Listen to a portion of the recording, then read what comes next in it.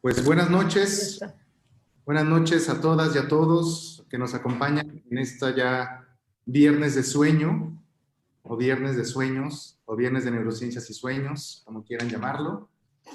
Eh, y el día de hoy vamos a hablar de un tema muy importante, desgraciadamente importante para nuestro país y para el mundo, que es la importancia de la atención en la salud mental en el sueño a víctimas de violencia.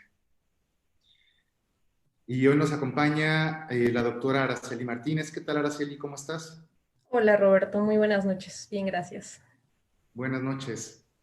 Para quienes no la conocen, Araceli es psicóloga, estudió psicología en la Facultad de Psicología de la UNAM, es maestra en neurobiología por el Instituto de Neurobiología también de la UNAM y doctora en neurociencias en el Laboratorio de Neurobiología del Aprendizaje y de la Memoria también de la UNAM. Tenemos a una doctora totalmente puma hoy con nosotros, que es investigadora postdoctoral en el área de neurociencias de la Universidad Autónoma Metropolitana, Unidad de Iztapalapa, y una colaboradora muy cercana del Centro de Sueño y Neurociencias, desde el cual transmitimos la charla de hoy. Particularmente en el centro, se ha enfocado en el último año y desde antes en estudiar el estrés postraumático y particularmente en personas que han vivido situaciones de violencia o que son víctimas o han sido víctimas de violencia y que tienen algunas alteraciones vinculadas a ansiedad, depresión y estrés postraumático. Y bueno, este tema decía que es desafortunadamente importante en nuestro país por los altos índices de violencia que hemos vivido las últimas décadas, asociada a la guerra contra las drogas llamada, ya iniciada hace varios años, pero incluso desde antes, al incremento en problemas del crimen organizado, inseguridad, desigualdad social y económica, violencia de género, y todo esto nos lleva y ha llevado a muchas personas a vivir situaciones de seria violencia. El día de hoy decidimos hacer esta plática el día de hoy para enmarcarlo en la conmemoración del 30 de agosto, que por la Convención Internacional para la Protección de todas las Personas contra las Desapariciones Forzadas, se propuso como el Día Internacional de las Víctimas de Desapariciones Forzadas, que es uno de los tipos de violencia, quizá de los más brutales que podemos vivir y experimentar. Y pues, Araceli, muchas gracias por estar aquí para hablar de este tema hoy. Pues a ustedes muchas gracias por la invitación para tratar este tema, como tú dices bien, que es muy importante, es muy relevante, desgraciadamente, en nuestro país. Han aumentado el índice de violencia, incluso en esta situación de pandemia que también ha aumentado pues el desempleo, ¿no? Se vive una crisis económica, entonces ha habido un incremento también pues en asaltos, en robos a mano armada, incluso también en violencia intrafamiliar, ahorita que estamos pues en nuestros hogares. Entonces, la verdad estamos viviendo una situación bastante delicada, que estamos muy expuestos a vivir una situación de violencia.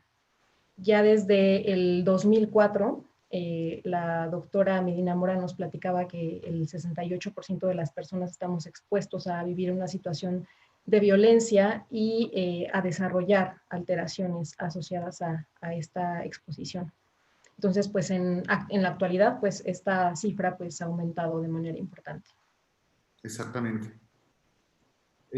Buenas noches, Eve Sánchez, Mario Ulises, que ya están conectados hoy. Seguramente hay alguien más que no nos ha saludado en comentarios, pero un saludo a ellos dos que ya nos escribieron. Y pues, Araceli, justamente acabaste de decir de todos estos problemas que hemos vivido, pero también es cierto que quizá no todas las personas viven estas circunstancias por igual.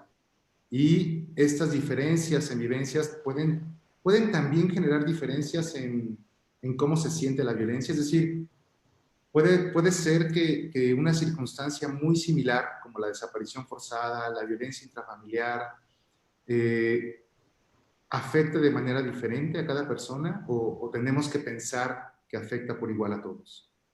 No, de hecho, esta situación o una situación de violencia la vivimos de manera diferente por muchos factores. Puede ser algún factor incluso del género, ajá, por la misma historia de vida de las personas, por redes de apoyo que tienen algunas personas y otras no, e incluso también por la genética. Algunas personas somos más susceptibles de desarrollar pues algunas afectaciones, o más bien que este mismo hecho de violencia pues afecte de manera importante a algunas personas y que otras personas puedan generar resiliencia a esto.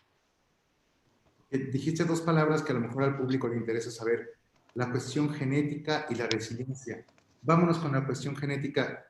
¿Qué factores genéticos podríamos tener que podría hacer que tengamos una mayor sensibilidad a sentir los efectos de la violencia más fuerte? Bueno, pues cuando nosotros vivimos una situación, un evento, pues que nos pone en riesgo, que pone en riesgo nuestra vida, generamos liberación hormonal, secreción de sustancias asociadas con el estrés. Entonces, muchas veces las personas, pues, están predispuestas genéticamente a que esta misma liberación, pues, sea aumentada en ciertas personas o sean más receptivas pues a esta liberación hormonal, ¿no? Y entonces este evento lo viven mucho más intenso. ¿Y la resiliencia? ¿A qué nos referimos con eso? Justamente es, bueno, digamos, un mecanismo por el cual las personas, aunque viven esta situación, digamos que tienen algún mecanismo o algún mecanismo por el cual, pues, valerse para que esta situación o este evento, pues, no sea vivido como un evento, pues, traumático. ¿Ok? Entonces entiendo que dependiendo de la circunstancia que vivimos y dependiendo de la historia personal que tenemos, incluyendo nuestra historia genética, nuestra biología y otras tantas cuestiones de nuestra historia, la violencia la manera en la que vivimos la violencia más bien puede definirse o diferenciarse en diferentes tipos. ¿Entendí bien? Así es. De hecho, bueno, conocemos bien algunos tipos de violencia, por ejemplo, la violencia psicológica, la violencia sexual, la violencia física, pero también, pues actualmente, pues con el surgimiento de las redes sociales, también se ha vivido de manera importante ahora la violencia a través de las redes sociales, el bullying, el ciberbullying, ajá, y también estas situaciones pueden ser expuestas de manera aguda, o sea, de manera única, o sea, puede ser un solo evento, o bien puede ser un evento que se vive continuamente. Entonces, pues estos tipos de violencia sumados a la frecuencia con que se vive el evento también van a generar un factor pues importante para afectar o no a las personas. Entonces, en el ámbito clínico y psicosocial, para pensar en cómo atender a las personas que han vivido violencia, hay por lo menos dos factores que hay que considerar. El número de eventos y la frecuencia con la que estos se han dado, ¿no? Ajá, y el tipo de exposición también. ¿A qué te refieres con el tipo de exposición?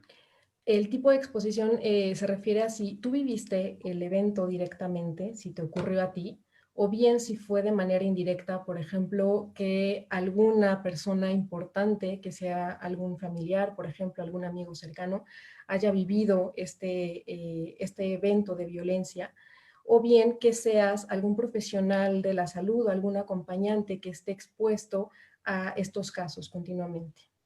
Eso ya sería de manera indirecta. Sin embargo, se ha demostrado que por igual también puede generar, aunque sea indirectamente, una situación de evento traumático para la persona. Y eso es muy importante, porque a veces se piensa que la persona que sufrió violencia es aquella a la que directamente fue atacada o agredida. Y no necesariamente. El familiar de la persona que fue violentada también puede vivir una situación de violencia, ¿no? Y sentirla como tal. Así es. Y también requiere una atención en algunos casos, ¿no? O en muchos casos. Claro, sí, de hecho, pues es impresionante cómo las personas, bueno, ahorita en las evaluaciones que hemos estado realizando, que más adelantito les voy a platicar, los familiares viven una situación de un evento de ansiedad, de depresión y de estrés postraumático tan a la par como si les hubiera ocurrido de manera directa. Y entonces, de acuerdo a la frecuencia al tipo de evento que las personas pudieron vivir, entendería que entonces también puede haber diferentes efectos o diferentes afectaciones, quizá algunos a corto plazo, quizá algunos más a largo plazo. ¿Entendí bien? Así es. De hecho, bueno, cuando nosotros... ¿Qué podría pasar? Ay, perdón, no te escuché. A corto plazo, ¿qué efectos podrían suceder? Pues mira, cuando nosotros estamos expuestos ante alguna situación, un evento que pues es una situación de peligro para nosotros, que nosotros percibimos como una situación amenazante, nuestro organismo va a responder de manera natural con la activación de una región en particular de nuestro cerebro que se llama amígdala, la cual es muy responsiva ante situaciones como de miedo. Esta activación va a generar o va a producir también la secreción de estas hormonas que yo les mencionaba relacionadas con el estrés, liberación de adrenalina, incremento en la liberación de cortisol. Ajá. Todo esto va a favorecer una respuesta de nuestro sistema nervioso autónomo. Esto es, vamos a producir una mayor liberación de sudoración, un incremento en nuestra frecuencia cardíaca, en nuestra frecuencia respiratoria. Ajá. Son varios eventos que se van a producir y este incremento en la frecuencia cardíaca lo que nos va a llevar también pues es a una mayor secreción o más bien digamos, localización de sangre en ciertas regiones, por ejemplo, en nuestras extremidades, lo que nos va a dar un potencial para generar una respuesta de lucha o de huida, que esto es pues muy normal, ¿no? Porque es un instinto de supervivencia. Entonces, esta situación, una vez que nosotros ya pasó el peligro, ya estamos seguros, va a haber entonces una regulación a la baja de estas sustancias que se produjeron naturalmente en nuestro organismo. Entonces, estos eventos pues se viven de manera a corto plazo y es muy natural y es muy normal para la supervivencia de la especie, como viéndolo en términos evolutivos. Sin embargo, cuando la situación ya se torna a largo plazo una situación crónica o a lo mejor es un evento que es vivido por una persona tan intensamente que esta liberación, esta secreción hormonal se va a mantener. O sea, va a ser una liberación prolongada, una liberación sostenida que va a generar además efectos a largo plazo. Y esta hiperactivación de esta estructura que yo les comentaba, la amígdala, también va a producir o repercutir en modificaciones en la conectividad de nuestra circuitería de nuestro cerebro. Va a generar activación de otras estructuras que entonces van a potenciar también o a favorecer el desarrollo de algunas alteraciones, algunos trastornos como la depresión, la ansiedad e incluso pues el estrés postraumático. Ok, entonces, si entendí bien, tú vives una circunstancia que tú sientes o conoces como violenta y te va a generar una activación en el cerebro que te va a activar una respuesta al estrés. Vas a sudar, tu latido cardíaco va a empezar a hacerse más acelerado, tus músculos se van a tensar y esto va a permitir que huyas de esa situación o que ataques si es necesario, ¿no? Así es. Pero si la situación violenta se vive constantemente, de manera frecuente, esta situación de estrés que pudiera ser útil al principio, digamos, puede repercutir en afectaciones como ansiedad, depresión. ¿Entendí? Así es. Y de hecho, no solamente que se viva de manera frecuente, a lo mejor es solo un evento, pero el individuo es pues muy susceptible a experimentarlo de manera más intensa en comparación a otras personas. Es decir, tú puedes vivir una sola circunstancia violenta, pero mantenerte bajo ese estado como, aunque la circunstancia aparentemente ya pasó, tú la puedes seguir viviendo como si estuviera pasando. ¿Es eso a Claro, lo que te refieres? sí. Y generar, te digo, estos desórdenes como la ansiedad, la depresión y estrés postraumático.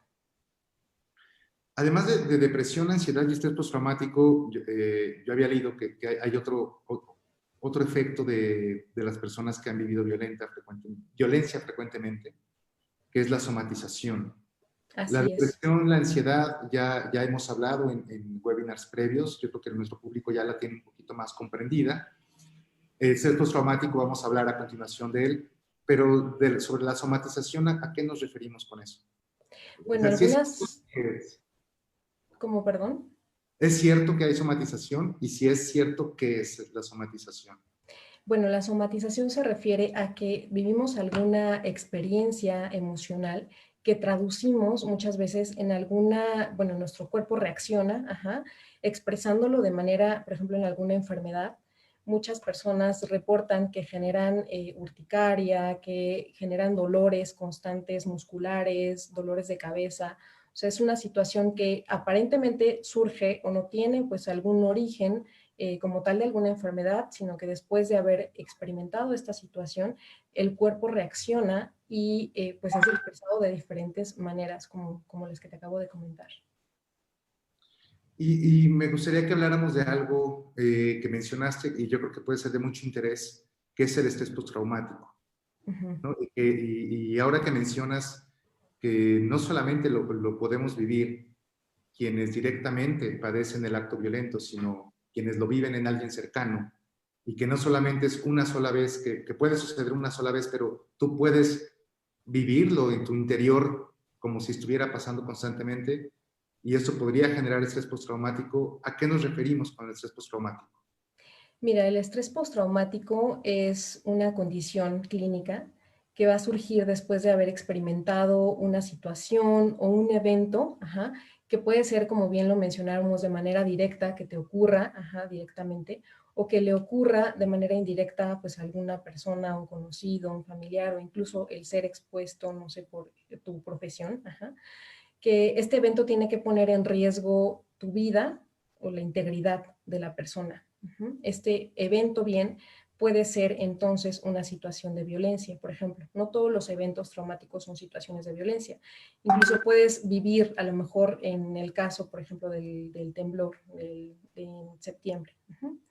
Entonces, o una situación expuesta, por ejemplo, de un robo o de un accidente automovilístico, o no sé, los veteranos de guerra, por ejemplo. Entonces, son eventos que realmente ponen en riesgo tu integridad o tu vida.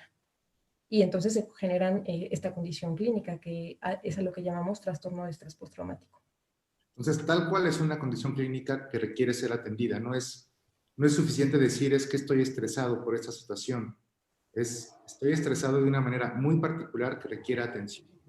Es que, de hecho, se tiene que tener primero un diagnóstico, una valoración por un especialista para que sea indicado como tal un estrés postraumático, porque a lo mejor puedes vivir una situación de estrés que puede ser pues momentánea o vivir como ciertos aspectos, pero no constituyen el cuadro clínico de un estrés postraumático. ¿Okay? Es una sintomatología muy específica que compone pues a este trastorno. Ok. Ya hay varias preguntas que nos está haciendo el público. Voy a dejarlas al final, porque quizá algunas se respondan con lo que vamos a hablar a continuación. Y las que no, pues las compartiremos. Por lo pronto, Jorge Miguel Sánchez, Yasmín Melo, Laura Erguera, Fernando Arán Esquivel, Erika Enebekoski, Alo Vaz, Jocelyn Martínez, Mario Ulises, Javier Habhab, Siglo Luz Regalado, muchas gracias por los saludos. Graciela Romero, Alejandro Ortega, Magubi Ontá, Nan Cafu, muchas gracias por sus saludos y por estar aquí escuchándonos. Gracias. Recuerden que pueden plasmar sus preguntas en los comentarios, en algún momento las leeré para que Araceli nos responda. Y Araceli, justamente tú colaboras en el Centro de Sueño y Neurociencias estudiando estrés postraumático. ¿Qué tiene que ver el sueño con el estrés postraumático? Ya nos quedó un poco más claro qué tiene que ver lo neuro, el cerebro, pero ¿qué tiene que ver el sueño con el estrés postraumático? Mira, justamente dentro del cuadro clínico para diagnosticar este trastorno, están incluidos algunos trastornos del sueño. Entonces, principalmente vamos a hablar de manera rápida, de manera general, cuáles son estos factores en los cuales se dividen los síntomas relacionados al estrés postraumático. Uno de ellos es la reexperimentación de este evento, por ejemplo, el tener recuerdos, el tener alucinaciones, el tener flashbacks de esos momentos, y dentro de esto también se incluyen las pesadillas, porque las pesadillas pueden ser como un recuerdo de este evento violento que vivieron. El otro factor es la evitación, el evitar, por ejemplo, las personas, lugares, situaciones, conversaciones e incluso pensamientos de este evento. Es como ponerse una barrera a las mismas personas al querer evitar todo esto. El otro factor se refiere a las alteraciones cognitivas y del estado de ánimo en el cual pues podemos olvidar ciertos aspectos muy importantes o relevantes de este evento traumático. También el tener un estado de ánimo negativo, el no tener pues expectativas de un futuro de nosotros mismos o de las demás personas, y tener también situaciones como de culpabilidad. Esto también es muy característico. Y el otro factor se refiere a la hiperactivación, que es encontrarnos constantemente pues en una situación, en un estado de alerta, el tener sobresaltos ante cualquier pequeño estímulo. Nosotros respondemos de manera pues muy impactante, ¿no? Y dentro de este mismo factor se incluye también al insomnio, que muchas veces pues es la dificultad para iniciar o para mantener el sueño, porque nos encontramos pues en una situación de un estado de alerta constante. Entonces, pues debido a esto, pues también tiene que ver, ¿no? El sueño, porque los trastornos de sueño también constituyen o forman parte de este cuadro clínico. Y es un círculo vicioso, porque entonces yo viví una situación violenta, la vivo y la siento como fuerte, como significativa.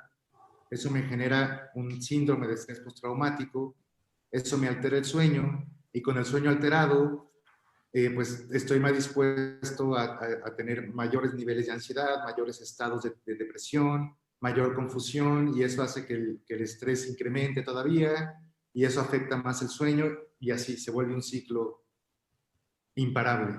Sí, así es. Y de hecho, bueno, se ha demostrado ya en varios estudios que si no atendemos los trastornos de sueño relacionados con esta patología, pues los síntomas diurnos de esta situación se van a mantener. Entonces es muy importante también la atención de estos. Araceli, yo sé que en el Centro de Sueño y Neurociencias has trabajado precisamente atendiendo a personas que han vivido violencia, a periodistas, particularmente a defensores de derechos humanos de nuestro país, a familiares con personas desaparecidas. ¿Qué has observado? Bueno, mira, en el Centro de Sueño y Neurociencias hemos realizado esta investigación ya desde el año pasado, donde hemos invitado a personas, como bien lo mencionas, periodistas, que muchos de ellos han sido desplazados de su lugar de origen por situaciones de amenaza, a defensores de derechos humanos que también por su actividad pues se ven expuestos a estas situaciones, o bien familiares de desaparecidos. En estas personas les hemos realizado una evaluación muy completa y muy integral, que incluye también una valoración de la salud mental, de su calidad de sueño y de sus prácticas de sueño también, y asimismo de una evaluación de su estado de ánimo, de cómo viven ellos la empatía y las emociones también, y la evaluación también de las funciones cognitivas, por ejemplo, la memoria, el aprendizaje, el lenguaje, la concentración. Entonces, todo esto pues nos lleva a tener un diagnóstico completo de cómo se encuentran las personas en esta situación, tanto anímica como cognitivamente, y también realizar una evaluación psiquiátrica, también con un especialista de la clínica del sueño, para observar justamente si no tienen una comorbilidad con otros trastornos, que también se ha visto de manera importante que las personas que sufren esta alteración desarrollan también un incremento en el consumo de sustancias. ¿De sustancias psicoactivas te refieres a algún tipo de Sí, de droga? sustancias, de drogas de abuso, Ok, principalmente alcohol, ¿no? ok. Y bueno, ya nos hablaste de qué fue lo que evaluaron las personas qué han observado en estas personas. ¿Cuáles son sus principales afectaciones? Pues mira, en estas personas se ha observado que la mayoría de estas presenta niveles graves, tanto de depresión como ansiedad, y también del trastorno de estrés postraumático. De hecho, el 80% de las personas que hemos evaluado desarrollan esta condición de estrés postraumático.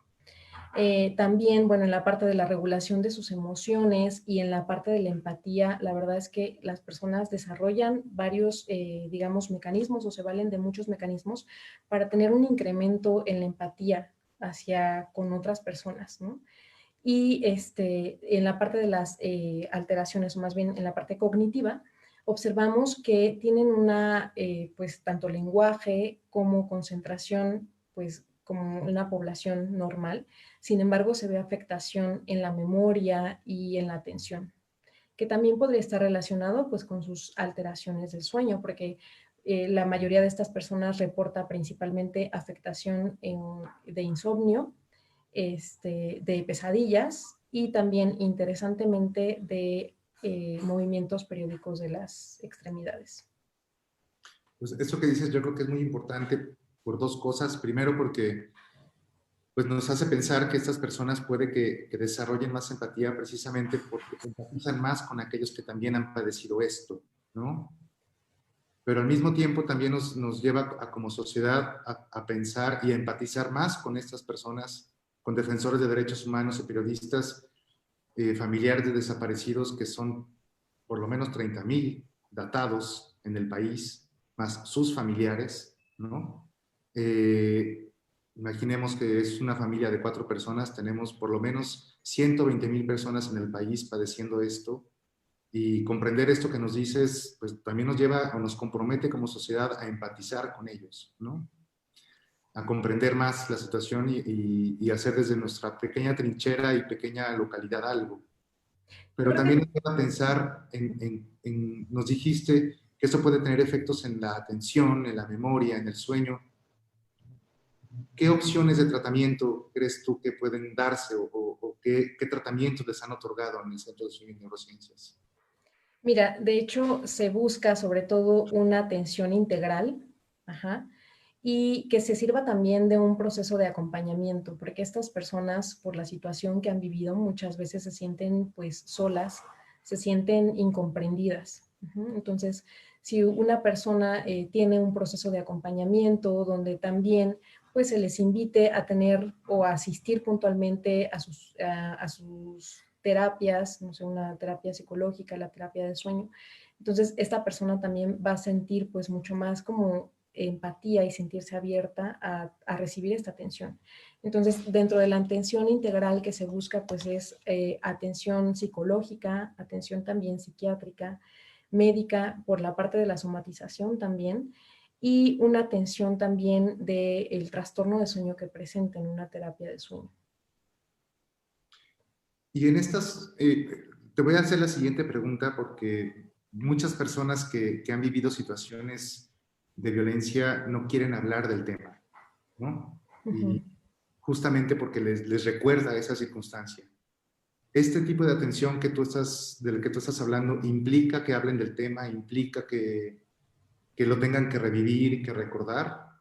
No, de hecho es muy importante también para no generar esta situación de revictimización, otra vez Okay. como vivir nuevamente el evento, ajá, que de hecho cuando nosotros les hacemos las evaluaciones, pues se les pide que únicamente van a mencionar aspectos que sean pues relevantes de la situación que vivieron, ¿no? Por ejemplo, si fue una exposición directa, si fue indirecta, si fue algún familiar, si fue víctima de robo, pero no hablar sobre la situación en sí, porque es pues un tema bastante delicado y algunas personas pues tienen otra forma de afrontarlo, ¿no? Entonces, en la atención integral que se les brinda o que se les da, pues ya tendrán pues la parte de la atención psicológica y en esa parte sí se pretende que se hable sobre el tema.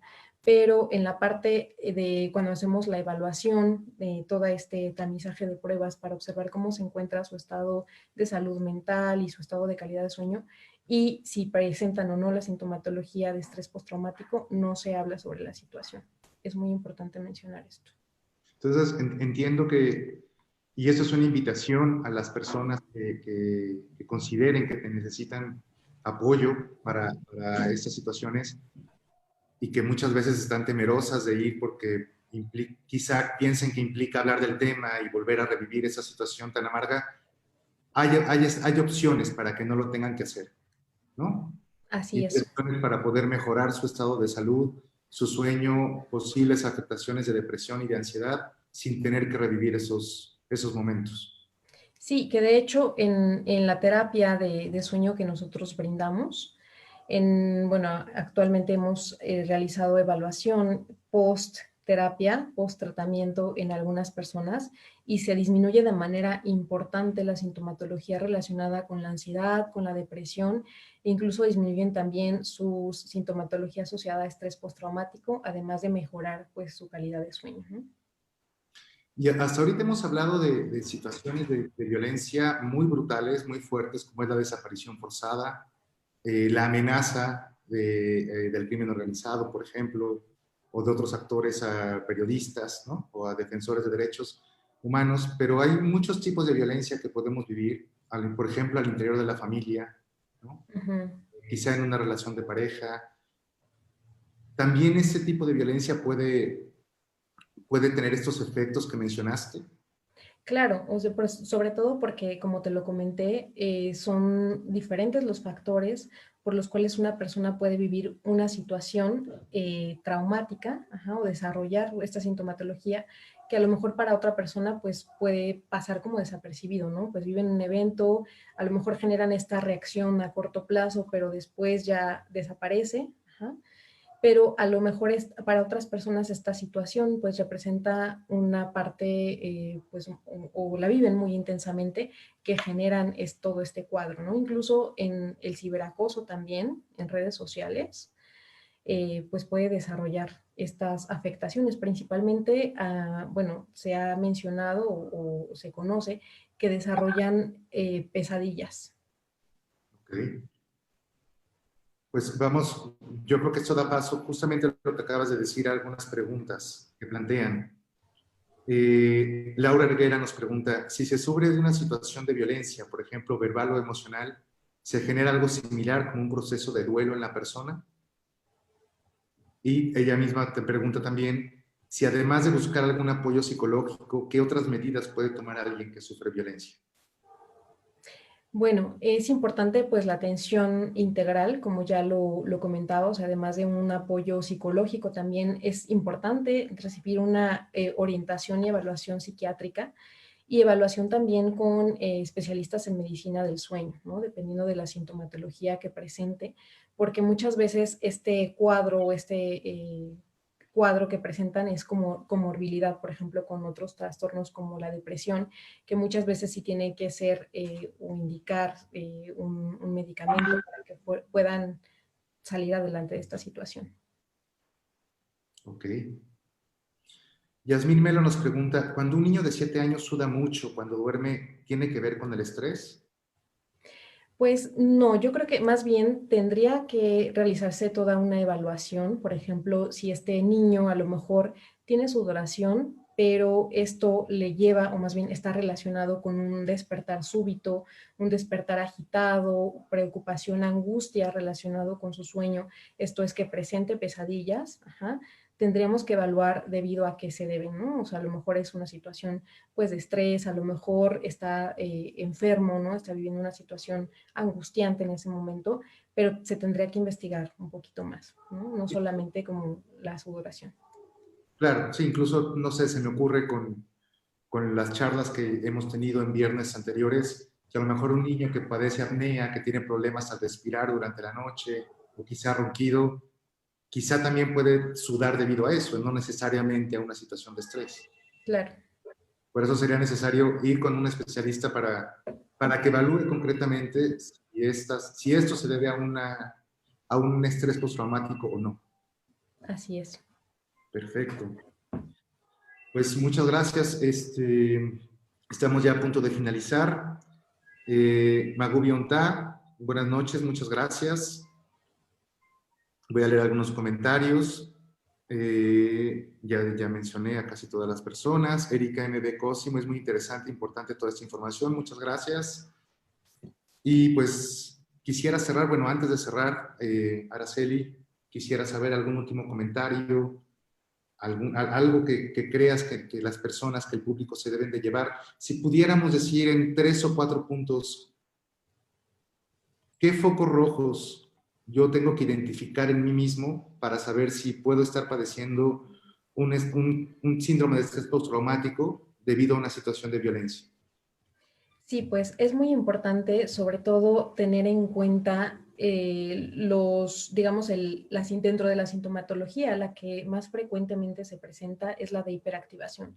Si nosotros nos encontramos en un estado de alerta constante, no tenemos un descanso, estamos soñando con una situación angustiante, es decir, teniendo pesadillas o insomnio, esto se presenta en el 80% de las personas que presentan trastorno de estrés postraumático.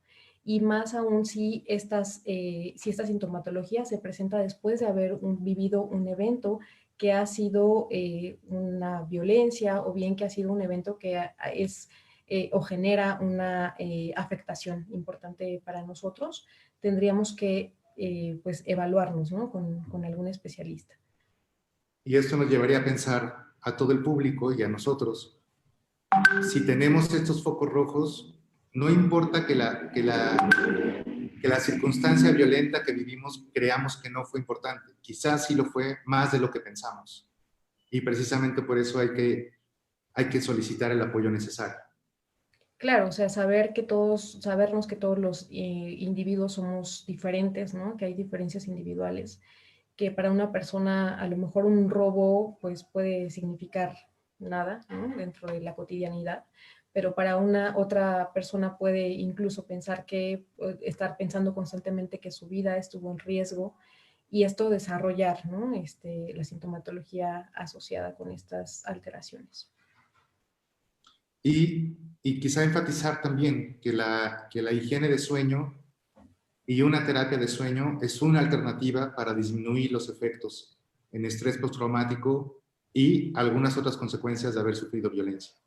Claro, y es una alternativa pues bastante importante porque justo pues no impide pues la revictimización, no se toca directamente el evento, ¿no? Que para muchas personas puede ser contraproducente.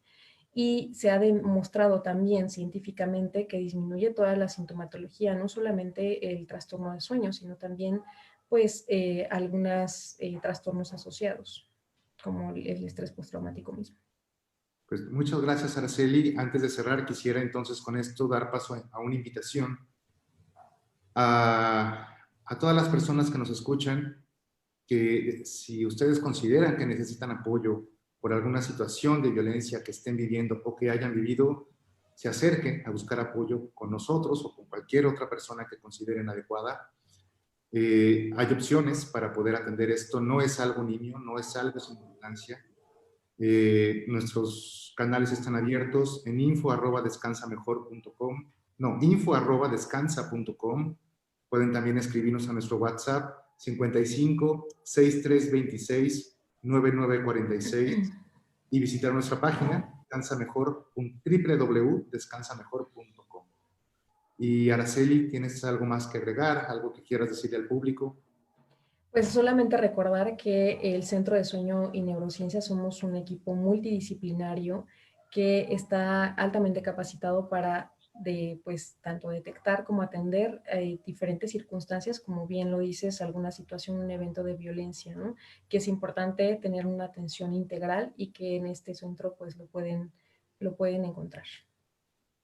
Muchísimas gracias, Sara. Muchísimas gracias Gracias a a ti. todos y a todas los que nos escucharon, a los que preguntaron.